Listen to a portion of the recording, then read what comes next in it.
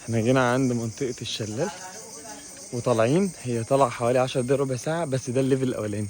المفروض لحد فيه ليفل 4، فاحنا هنطلع ونشوف الفيو فوق قد ايه. دلوقتي احنا في الدراي سيزون، فالمفروض المايه مش هتبقى عالية، فممكن ما نعرفش ننزل أصلا في البحيرة اللي بتبقى الشلال بيكونها. بس احنا هنشوف اكسبيرينس جديدة، ومكان شكله أصلا من بدايته حلو جدا، فإن شاء الله تبقى حلوة.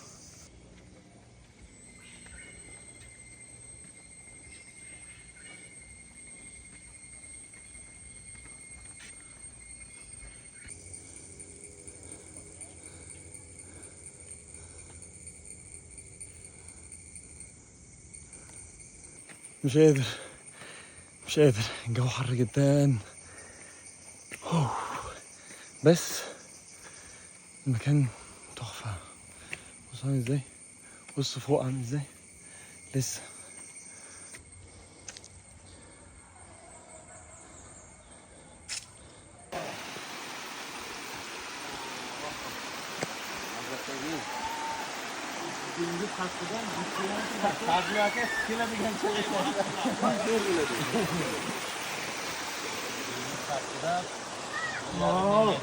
ده كده ليفل 4 هنا اهو.